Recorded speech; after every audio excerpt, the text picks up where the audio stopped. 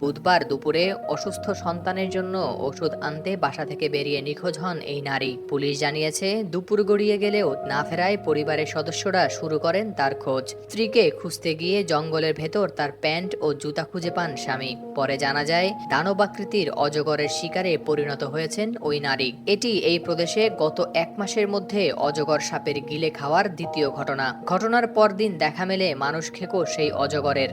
তার পেটের ভেতর থেকে উদ্ধার করা হয় হতভাগ্য ওই নারীর মরদেহ।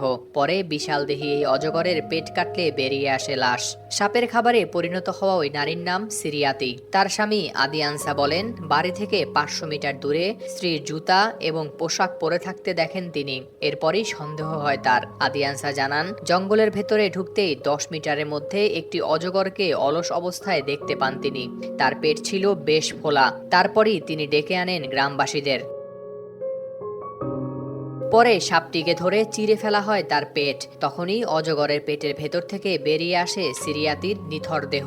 স্থানীয় পুলিশ প্রধান ঈদুল বার্তা সংস্থা এএফপিকে জানান, জঙ্গলের ভেতর ঢুকে কিছু দূর যাওয়ার পর সাপটি দেখতে পায় আদিয়ানসা। তখনও এটি ছিল জীবিত।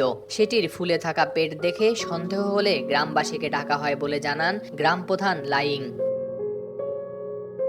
অজগর সাপের আস্ত মানুষ গিলে ফেলার এ ধরনের ঘটনা খুবই বিরল, কিন্তু সাম্প্রতিক বছরগুলোতে ইন্দোনেশিয়ায় ব্যাপক হারে বেড়েছে এ ধরনের দুর্ঘটনা।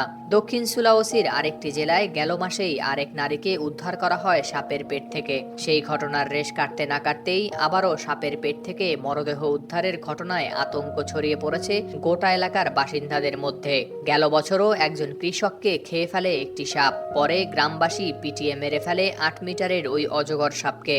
এর আগে 2018 সালে 54 বছর বয়সী এক নারীকে মৃত অবস্থায় পাওয়া যায় 7 মিটার লম্বা একটি অজগরের পেটের ভেতর।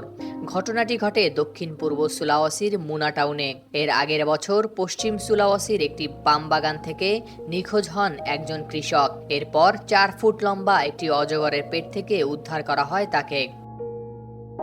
হাওলাদার শামীম, RTV।